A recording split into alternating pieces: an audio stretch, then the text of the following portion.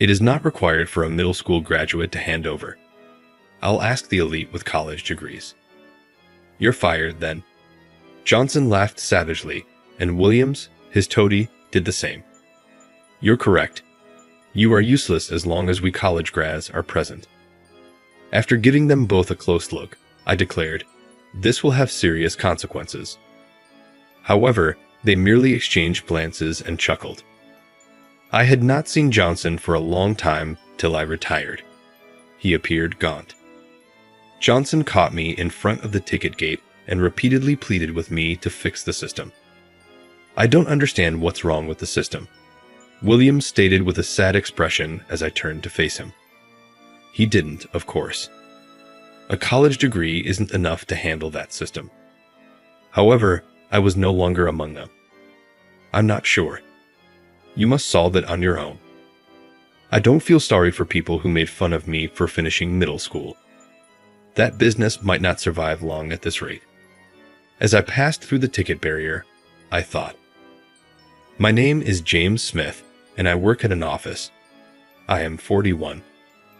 I oversee the data analysis division of Company A, which supplies industrial indirect materials.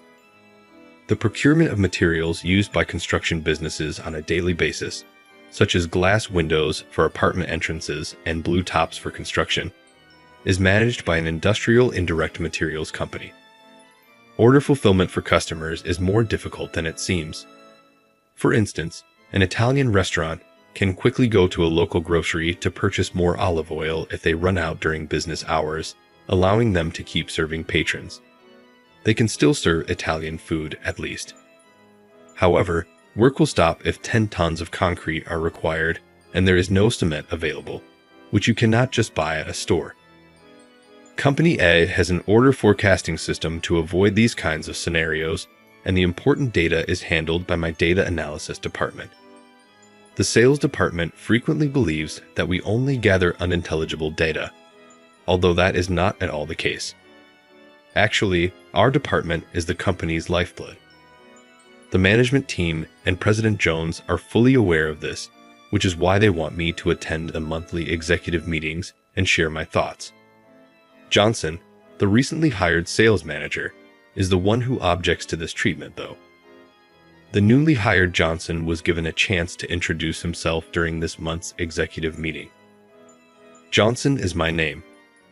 I worked for Corporation B, a significant trade corporation, after graduating from Boston University.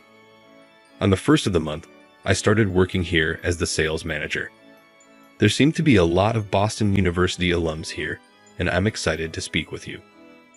According to my initial assessment, he took great pride in his intellectual background, but it appeared that others didn't share this sentiment. The fact that I just have a middle school certificate may have contributed to my feelings. It was my turn to get up and welcome everyone after the managers and executives had given their introductions. Smith is my name. The department in charge of data analysis is me. Good to meet everyone. Head, Johnson said, raising one eyebrow. I assumed that managers and hire were the target audience for this executive meeting. Do you have a particular presentation to make today? Johnson asked in a haughty manner. The fact that I, a person in my 40s, was surrounded by managers and executives in their 50s and 60s appeared strange to Johnson, who was in his 50s. No, that isn't true. President Jones shifted the topic as I was hesitant to clarify. Well, don't worry about that. Let's discuss the present problems now. Jones' sentiment made perfect sense to me. Because our department deals with a lot of internal, secret data, he didn't want to bring too much attention to the data analysis department. For instance, a department's performance would greatly increase if I released particular data to them. But there are two sides to that. The corporation as a whole frequently suffers losses even when a department's performance momentarily improves. That's why my data analysis department doesn't share analysis results with any other department and has a confidentiality agreement with the corporation. We had a data leak event once, so it could sound overly stringent. There was an affair going on at the time between a female sales representative and her supervisor in the data analysis department. It seems that he complied with her request to reveal order-related information. People around her started to suspect her as her performance took off, and the incident was made public.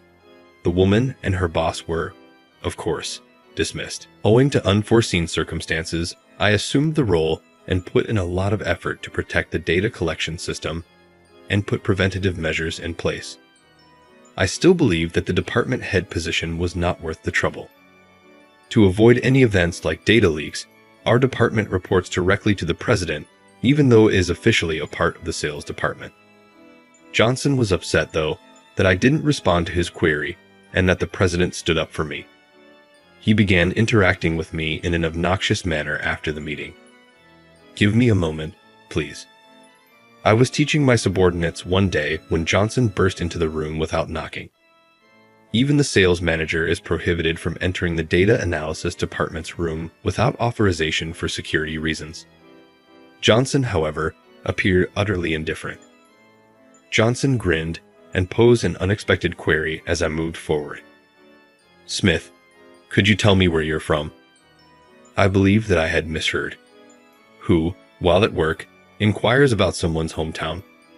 However, he remained my boss, so I responded solemnly, "I'm from Louisville, but why does that matter?" "No, that's not what I mean," Johnson said, raising his voice as he clicked his tongue. "Could you tell me where you attended school? You must have graduated from a reputable university because you attend executive meetings and the president has such high regard for you, right?" Johnson kept grinning. I could only answer honestly, even though I knew he already knew the answer. It didn't need to be concealed. In Louisville, I went to a public middle school. Back then, I didn't attend college. Johnson grinned and began to nag at me. Thus, that is accurate. Smith doesn't even have a high school degree, according to what I've heard from other supervisors. I couldn't believe it because I've only ever had postgraduates or college grads as subordinates. Well, it's unbelievable that someone in this organization actually doesn't have a degree or a high school diploma. I initially tried to keep quiet and go back to work because I've been made fun of for similar reasons numerous times previously. However, Johnson continued, "You are technically one of my subordinates because your department is a component of the sales department. You become responsible if something goes wrong because you only completed middle school. As you know, there are a lot of these examples. Are you suggesting that I'll cause trouble?" I responded, a little irritated. Johnson gestured toward me as though he had discovered my vulnerability. "You see, I mean it. Diploma-less people aren't exactly submissive. I was just wondering why you don't have a diploma. Were you impoverished, incarcerated, or something? Because I just completed middle school, was he really treating me like a criminal? I traveled abroad when I was 16, therefore I don't have a high school or college degree. You don't need to worry because I won't cause any issues. Additionally, please leave the room as we are handling sensitive information here." Johnson objected, saying he was the manager and all that, when I tried to show him out. However, I was able to eject him from the room, and he spent the entire day tinkering with computers while earning a hefty salary. You won't get away with it now that I'm here. Keep it in mind. I let out an exasperated groan as I watched Johnson storm off after his parting shot. Johnson made me his target and started aggressively interfering with my work after that day. Ever since, I've had to put up with Johnson storming into the room and picking faults with everything. Even worse, he never arrives by himself. He also began to torment me with Williams, his subordinate. Williams, who works in the sales department and is about my age, was jealous of my promotion. He was a resentful man who always said that I was fortunate to be hired when my boss was let go. It was intolerable that Williams was Johnson's henchman. Their combined pestering made every day a battle. Naturally, I informed higher-ups about Johnson's meddling in an attempt to prevent him from interfering with my work. But Johnson definitely exploited the company's Boston University alumni network to spread false information about me. I just sat about my subordinates and did no work myself, he said, and I didn't add to the system's forecasts. Without my awareness, these vicious and unfounded stories began to circulate across the organization. Many others distanced themselves from me because they believed Johnson's statements because of their strong academic ties. I repeatedly complained about Johnson's verbal harassment, but it was ignored. In the end, I had to deal with more abuse from Johnson and Williams each day than actual data. Johnson approached me that day and insisted that I give data analysis about the customers of the sales department. Are you not in charge of data analysis? As data professionals, why don't you want to support the sales division that generates the company's income? Do you lack loyalty?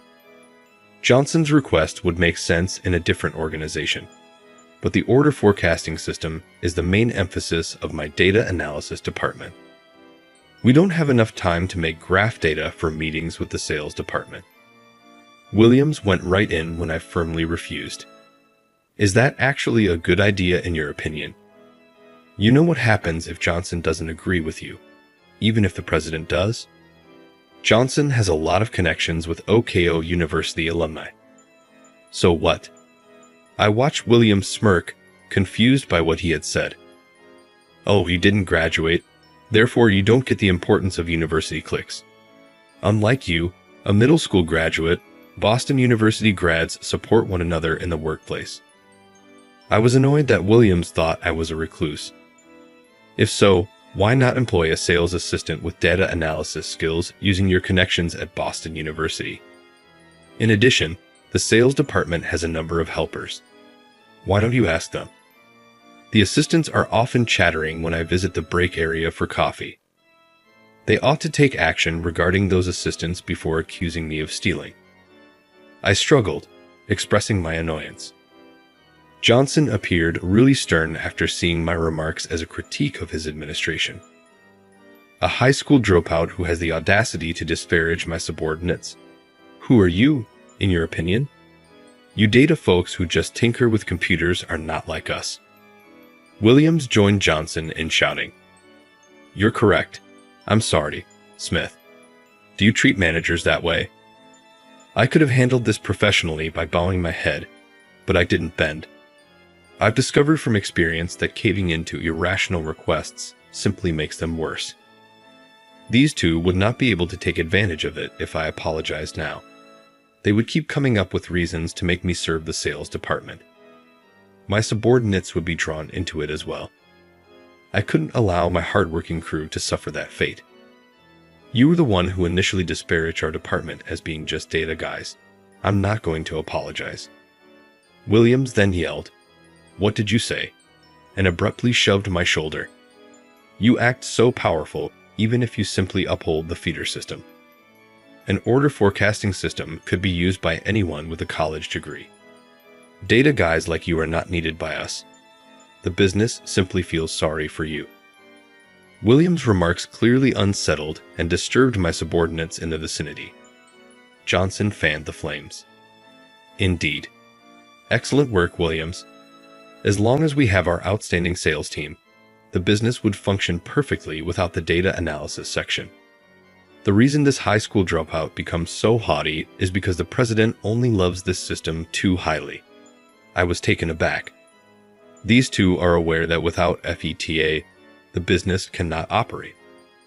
Johnson, in particular, who often attends the executive meetings, doesn't seem to see the significance of the system. However, the two persisted in bragging that even sales could keep the system up to date, and that performance would be enhanced by letting go of all the data analysis staff and shifting their pay to the sales department. Yes, it is correct. At the executive meeting next month, let's suggest that the sales department be given direct authority over them. Since the president is currently away, it will undoubtedly pass if we are ready. You'll be the one in command, Williams. You, a college graduate, can manage it with ease, right? Williams gave me a sly look and then gave Johnson a serious response. Obviously, I can succeed if Smith, a high school dropout, can. My repressed annoyance erupted at his remarks. Is that correct? Then I'll give up. If you believe you can, go ahead and try it, but I'll wager you can't." I snapped at Williams, who winced but curtly shot out, "Oh, I'll do it. You're simply getting in the way. You high school dropouts ought to quit this organization." Johnson smiled and took Williams' side. "No need for a middle school graduate to hand over the work. We'll ask the college educated. So you're fired." Those in the vicinity were agitated when it was mentioned that there was no need for a handover. These two, however, ignored the whispers around them and lacked a sense of urgency. Johnson and Williams, his henchmen, both laughed savagely. "You're correct. You're worthless as long as we college graduates are present. This will have serious consequences, you know." However, the two only exchanged glances and chuckled. Does that sound like a loser's whine? Resigning now is too late to change your mind. You caused this yourself. I had no desire to work with them any longer because of Williams' contemptuous demeanor and Johnson's contented smile. Johnson, who denigrated me for lacking a degree, and the other staff members who disapproved of me due to their focus on academic qualifications, were no longer important to me. I started to move toward resignation after whispering to myself that I didn't care about what had happened anymore. The day after I left Company A, I received the following information from my former subordinates. When the order forecasting system ceased producing projections, FETA experienced its first wave of fear. Only the employees of the data analysis department I had left behind were in a panic at that time. Williams, who had partially replaced me as head of the department, was too preoccupied with courting Johnson to deal with the issue. He even shouted, "You guys are college graduates, aren't you?" after his subordinates informed him of it. "Put your minds to work and solve it." Williams said this before he and Johnson left for lunch at a posh hotel nearby. At the start of the following month, the second wave of panic struck. Our company's accounting departments began contacting us to report significant differences in the sales department's quotes and invoices. In one instance, a $40,000 quote for 5 tons of building supplies became an $80,000 invoice. The entire team was in a panic as customers called the sales department and demanded to talk with the person in charge. The sales staff initially believed it to be a straightforward billing error, but they quickly recognized it was much more severe and went white. "What on earth is happening? Someone tell me." However, nobody in the sales division was available to respond. They received a deluge of complaints in the interim. Then, when Day Construction, our largest client, called us first thing in the morning, we infuriated them. An official informed Johnson that Day Construction's president had made the decision to discontinue working with us and go with Company B, our rival. When Johnson heard this, he fell to his knees. Before departing for an emergency management meeting, the executive informed Johnson that the company had lost more than $30 million in revenue. In a trance, Johnson hurried to the sales department. Why? How did this occur? Williams approached Johnson, who was seated at his desk looking pale with timidity. "Boss, a few subordinates said that without Smith, the system wouldn't work." Perhaps Smith was the secret to the system, but I ignored them since I assumed they were just complimenting their former boss. Johnson shouted, "That can't be," as he gazed up. Just because a middle school graduate left, how could this have happened? Williams went silent and appeared uncomfortable. "There's no choice," Johnson murmured after a while. "He will gladly return if we offer to return him to his previous position." "How about me? What will become of me?" Williams' face fell in anguish as he begged. Johnson, however, ducked his eyes. "You are to blame for not assuming control in a suitable manner. Simply accept that you will resume your usual job duties. Don't worry, we can resolve this as long as Smith returns." Williams began searching for me, clinging to those words like a man drowning to a straw. In actuality, I had correctly anticipated that this mayhem would ensue upon my resignation. These two believed that FETA was merely a standard order management system, but its forecasting capabilities are what give it its true power. For this reason, Company A spent $50 million to put it into effect. But for the system to work properly, data is required. Orders are taken and data is entered into the system by the sales team. The order reception is shown here. Our organization purchases the required industrial materials based on the order data. This is where the order is placed. Nevertheless, there is a serious problem with this approach. Industrial material prices fluctuate. Prices can even rise fivefold in a single year. The recent spike in copper wire thefts is well known. These thefts occur as a result of criminals from nearby Asian nations stealing copper from Japanese building sites and reselling it after learning of the shortage. To put it briefly, the cost of limited resources rises. However, no matter how many orders we receive, we will not be able to make money if we put orders and buy materials when prices are high. Our clientele will stop doing business with us if we charge them exorbitant prices. On the other hand, selling at a low price results in losses right away. Company has spent $500 million creating and implementing the FETA system in order to solve this. FETA keeps track of customer order information, evaluates order volume and timing, and forecasts future orders to arrange advance orders. FETA enables us to place orders when prices are low in supply when orders are received, as demonstrated by the copper wire example from before. Regardless of the season, we don't have to pay exorbitant costs for supplies, and our regular clients may obtain industrial goods at consistent pricing. A win-win system exists. My previous data analysis team entered the data for FETA. It may seem easy to enter the required data, but it might be difficult to transform a variety of data into a format that the system can use. While order data is processed, purchasing data necessitates some degree of price prediction. This implies that we have to enter a lot of data every day, including political changes, stock prices, temperatures, and legal changes. The accuracy of the order projections automatically declines if the data is inaccurate. The only disadvantage of FETA is how difficult and time-consuming data input and gathering are. The data analysis staff was overworked prior to my arrival. I was hired when Jones, our president today, and the vice president at the time, approached me at a startup event and asked for my assistance. At the time, I was working as a pastime developing different software and supporting a friend's startup overseas. I seldom ever go to middle school since I never fit in.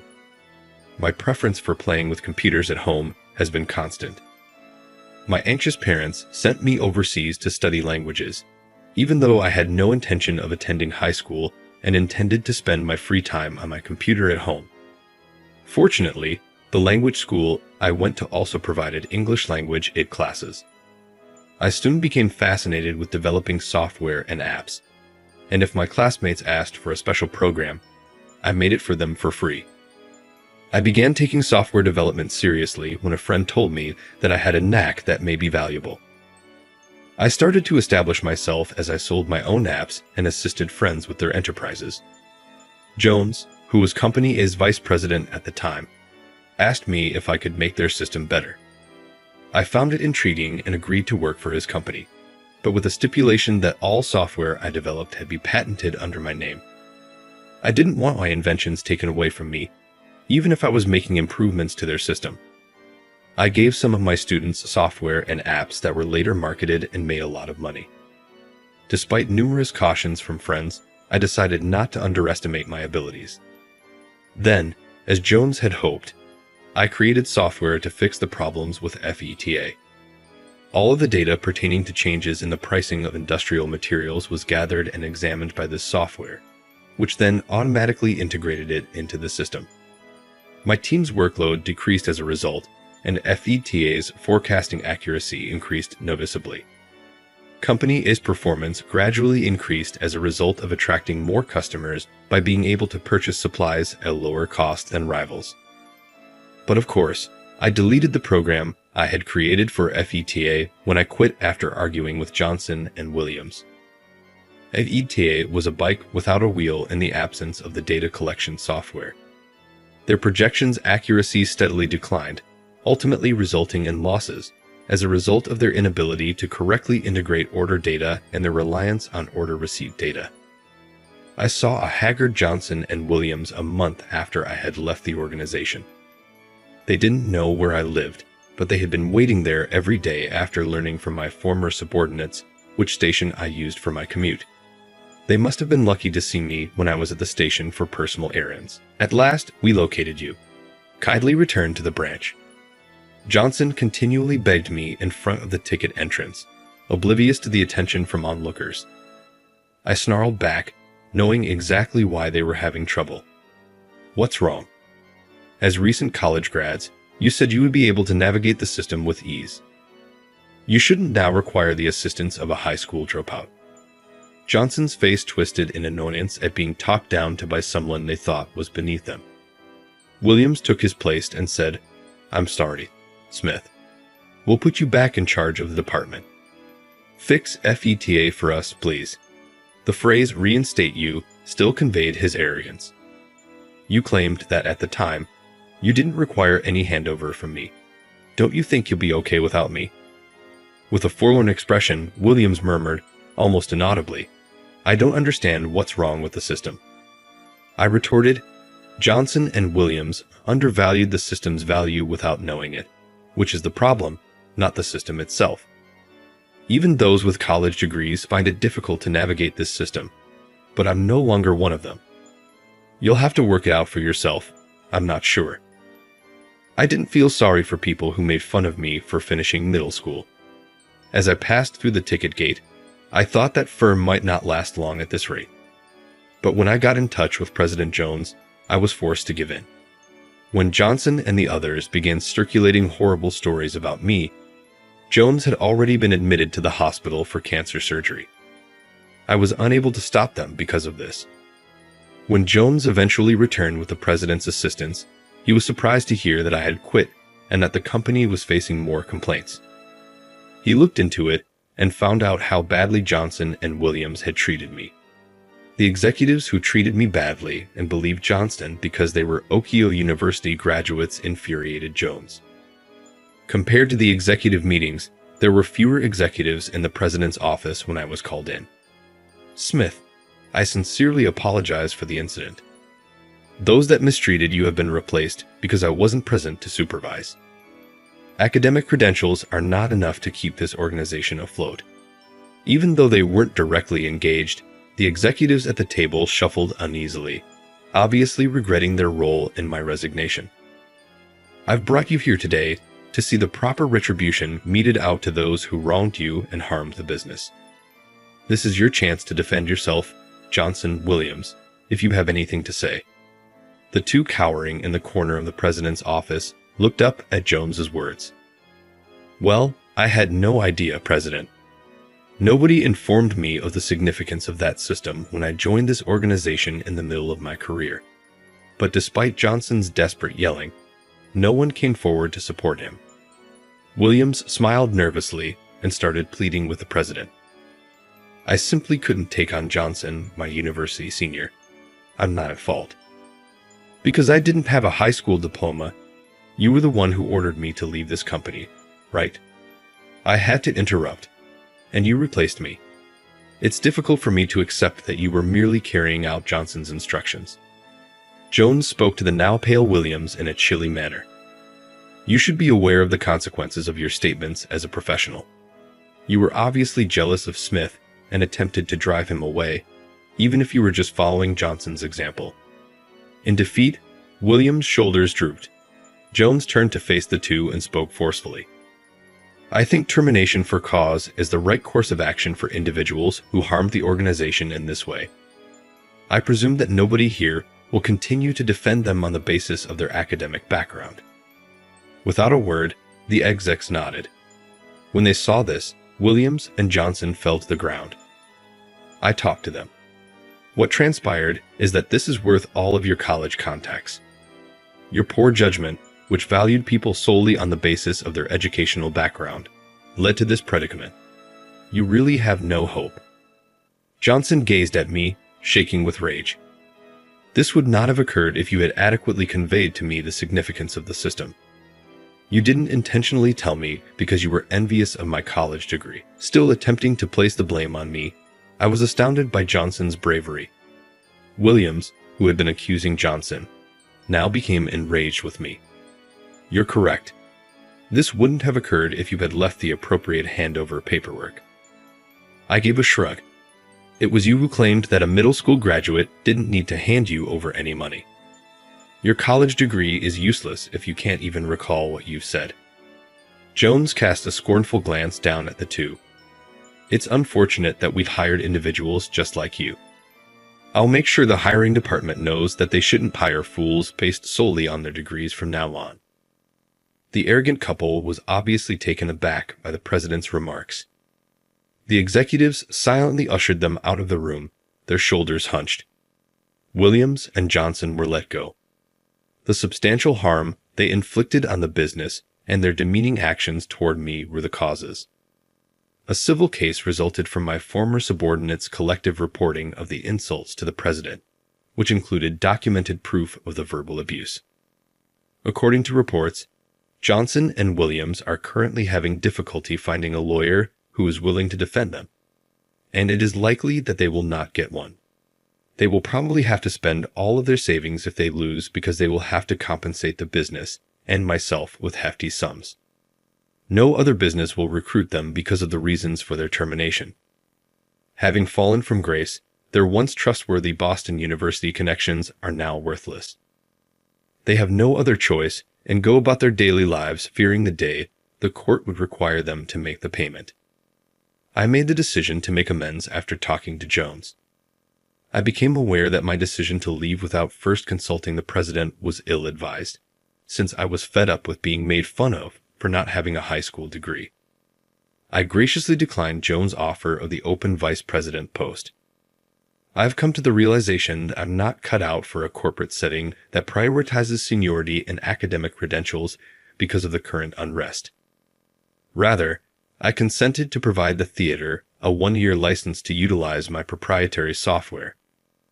I charged a leasing fee for it, of course.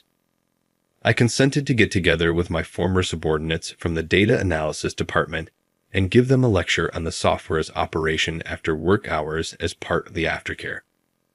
All of them are capable, and after they understand the advice I provide them, they ought to be able to develop comparable software and include it into the theater. I've become weary of the construction sector and intend to go back to my everyday habit of developing software and apps that benefit people. I've always been intrigued in the travel industry, so I might now look at prospects there. I was shocked when Jones volunteered to invest right away when I told him I was thinking about launching a software development business. This time next year, I see myself leading a startup as its CEO, eager to explore a new universe.